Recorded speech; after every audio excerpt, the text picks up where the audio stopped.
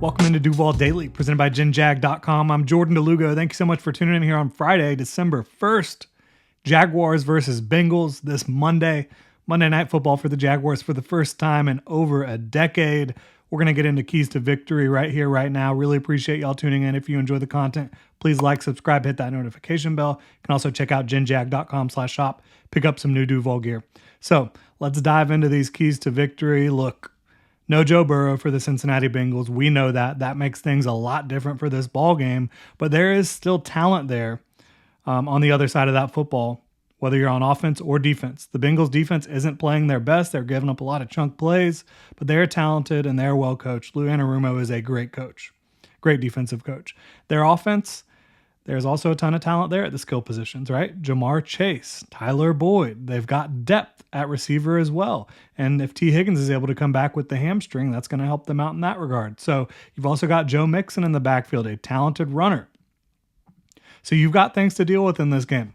So for me, preparation is going to be critical for the Jaguars. Do not let this be a trap game. I think the Jaguars know what they're fighting for, right? AFC South Championship, potentially the 1 seed in the AFC, especially being on a Monday night. You know, a lot of these guys that have been with the Jaguars for a long time, they've either not played Monday Night Football at all or they haven't played Monday Night Football in a long time.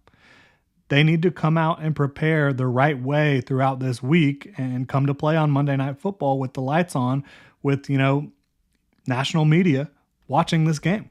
You know, it's the only show on Monday night, right? So you need to come out and play Jaguar football.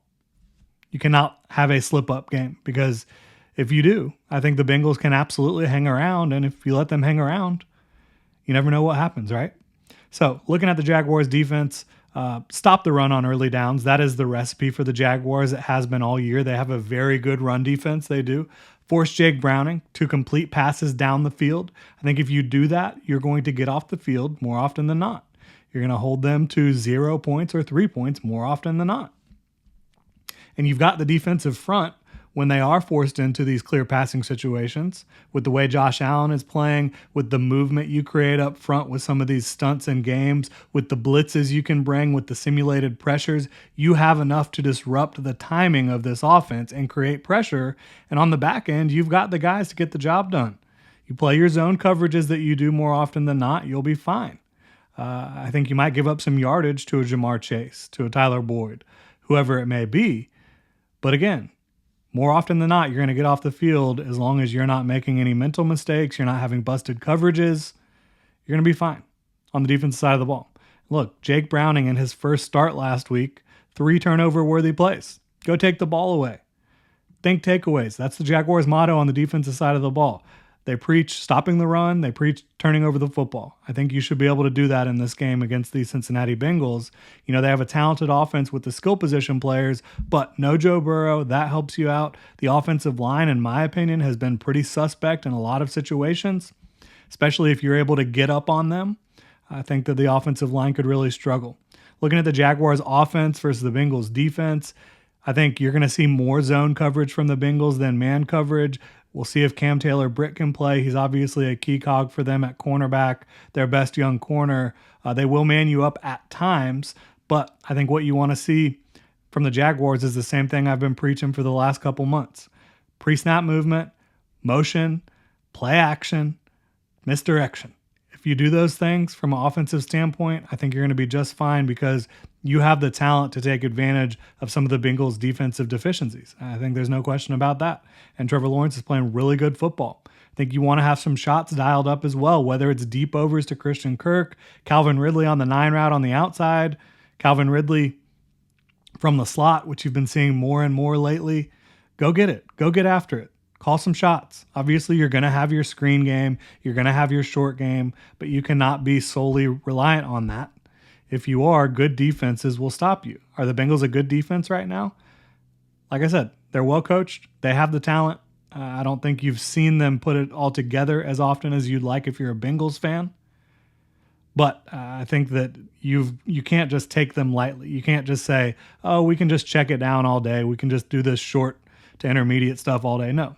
You need to go take some shots. You need to respect the Bengals defense. You need to respect them as a team. And if you do that, I think you'll be just fine. I do think you need to get your act together with your hands. 4 drops last week, absolutely unacceptable. Now, the Jaguars showed that they can move the ball and score points while dropping the football a little bit last week, but I think you've got to clean that up. I think you want to create some push in your running game more than you've done lately. You're hoping Ezra Cleveland brings a little more of a presence as a run blocker than you've had at left guard, and I think you're hoping that you can get some chunk gains on the ground. Open up some big holes for Travis Etienne and let him go to work. He's got the speed, the creativity, the ability to force missed tackles that can really gash a defense. And so I think you get a little bit more push, you create some creases for him, you'll be all right. And the Bengals defense has been susceptible to some of that. Do your job on special teams, which goes without saying, but guys have got to get down there and cover, and they've done a really good job of that as of late and most of the season. Obviously, Brandon McManus needs to make his kicks. He's done that most of the season. Been very good for the Jaguars. Logan Cook punt the ball well, and Parker Washington, he showed you last week that he can get the job done as a punt returner.